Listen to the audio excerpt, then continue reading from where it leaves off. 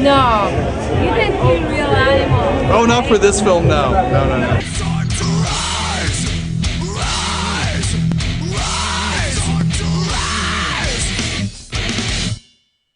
So what do you think about showing a film like this at a place, at a festival like Fantasia? Oh, it's kind of fun because most of my fan base is hardcore kids anyway and goth kids, so it's kind of cool to come here and do this, and I'm just glad Mitch actually took it in because we've been turned down by all the major film festivals, and it seems like the festivals that I'd never heard of, we've been doing much better. Even like, Hot Docs, and then this one, we've been getting much better press coverage, so I'm happy with this. I like Fantasia.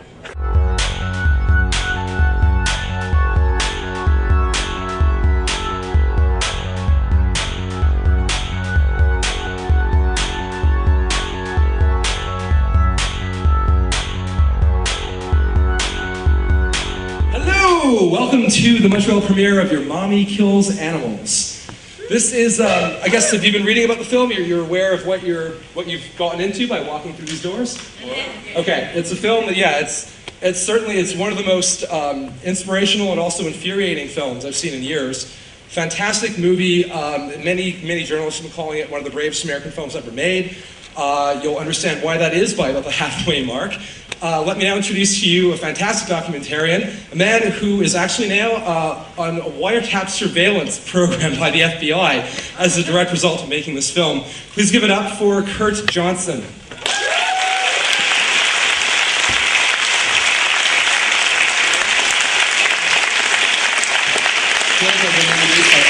Osborne's illegitimate son. Doesn't he? Well, thank y'all for coming and enjoy the movie. Luckily, I'm like my name, I'm very pleased. It's about the animal rights movement and how in the United States the FBI has declared them the #1 domestic terrorist threat to our country, so above Al-Qaeda. That's it.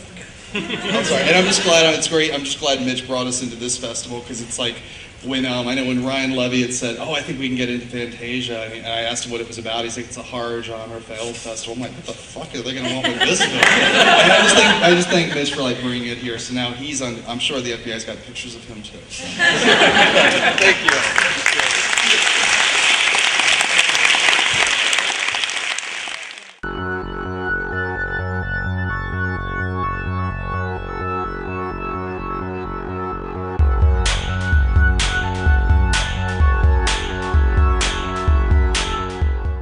Ladies and gentlemen, Kurt Johnson.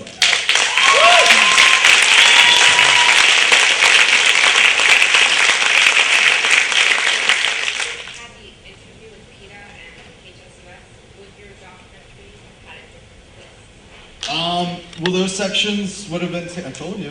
First question's always that. That's always the first question. It would have been, those sections would have definitely felt more balanced. Because originally we had Ingrid Newkirk and Dan Matthews. They were originally to do the interview, and then I'd only been shooting about a week and a half, and that's when I got an email from their PR person, who's no longer there either, and just saying, you're not going to be objective with your film, so we're pulling out. And then 10 minutes later, I got a call from somebody, it was a PR person from Humane Society of the United States, saying the same thing, like, we've heard you're not going to be objective with your film, so we're pulling out. And then suddenly, it was this little wave, like literally the first round we had 13 interviews just scheduled, like all the big people in the movement, and I got the same thing. Like, I was told not to take part in this film. And so, yeah, those sections would have definitely been more balanced.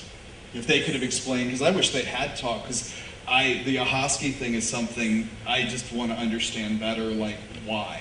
Well, the thing is though too is because PETA supporters were told not to take part in the film. That's what really, and like I said, it was kind of weird because it kind of turned out to be a double-edged sword, because suddenly everyone in Hollywood knew about the film because there were so many celebrities, and because no supporters would talk to me. Again, it was like a double-edged sword where suddenly no one who supported PETA could talk to balance that out, and that was the frustration for me, because when people have said, well, you should have, and it's like, well, the minute I start trying to balance it myself, this isn't the film anymore. It's like, because then I would suddenly have to balance out Huntington Life Sciences, because I gave them, it was a total of 9 months, because I even approached Brian Cass, who is managing director now, outside of the trial, and just said, this is what I'm doing, and this is what we're trying to do, and they didn't take part either. But so if I tried to balance it out for PETA, I'd have to do the same thing for HLS, you know, which I was a little surprised by the Shack movement because I knew, again, going into this film, I had no idea, we didn't know what we were getting into.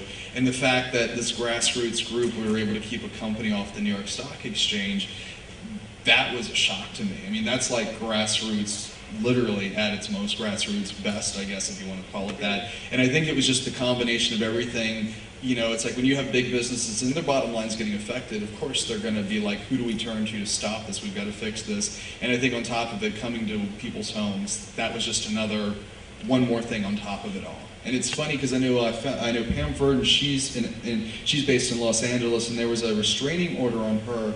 It was a really weird restraining order because it was called direct or focused protesting. Okay. And basically, so what she did is she would go to the house and she, instead of looking directly at the house, she would look this way and protest. So it was an unfocused protest. that's what she and that turned was out legal. to be. Yeah, so okay. that was it. With the case, it's like when you look at the individual, like I do believe if they had been tried individually, there wouldn't have been a conviction. So what happened was that they were tried together under conspiracy. And the only thing, I guess the only way to link all of them was through the website. And so it was kind of like the website was used to provoke violence and promote that. And that's kind of how that all got tied together. I really tried hard to see if I could get the judge to allow us to film the courtroom during it, and they wouldn't let us. So it was kind of like that was the best we had. Like every morning, 6 in the morning, freezing cold Trent, we were there with our camera just to be like, hey, that was basically it. Actually, in the rough cut, we did have, it was a medical experimentation section, and it was so, it slowed, it's like, it's such a long movie anyway, it was like really slow, so there'll be another one to actually touch on that, because the next film I'm working on now is about the whole meat, or animals for food, cooked pets on your plate. But there was, and what I found, what was really interesting, I was glad the Montreal Gazette mentioned it today in that article we did, was I found out, like when we were doing talking to animal rights people, they were just saying, all we want stem cell, stem cell cultures. That's what we're asking for. That's it. And when I talked to medical researchers, they were saying the same thing. Is that's what they wanted because they really don't want to do the animals themselves because they said it's very expensive, and they'd rather do some, the stem cell research. But it's just not happening. So both sides are in total agreement, and it's like with any movement.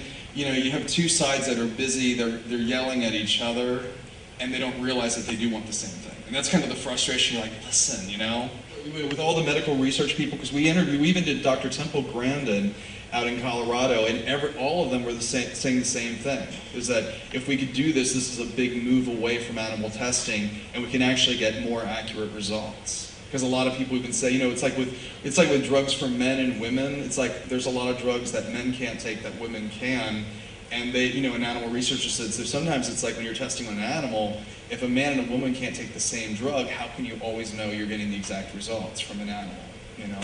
How did you came up with the idea of doing that movie?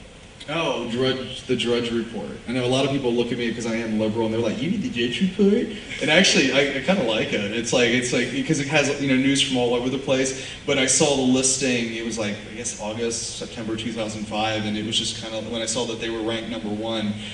I just thought that was kind of weird. And then when I'd asked my liberal friends about animal activists, and a lot of people were saying, "Oh, they're wackos. You might want to be careful with them," and that just kind of got me curious. So it's just my weird curiosity, that's all. Like if I had known what I was getting into, everything we went through on this film, and still going through on this film, I don't know if I would still do it. Do you want to talk a bit about that, actually? What happened to you at Hot Dogs, the intimidation that you faced, and what's been happening since? We've just had just a group working, that filed a lawsuit on the film, blah, blah, blah. Just, it's kind of like which I'm like, well, they made a reaction. And at Hot Dogs, Sean Finelli, right? Yeah, he had gotten several letters just saying, don't screen the film, pull the film, blah, blah, blah, blah. The other programmer there. And Fantasia, I guess they gave up because we are countersuing. We've gotten no letters. Yeah, they got none, so I guess the countersuing. I guess countersuing works. Yay! Ladies and gentlemen, Kurt John,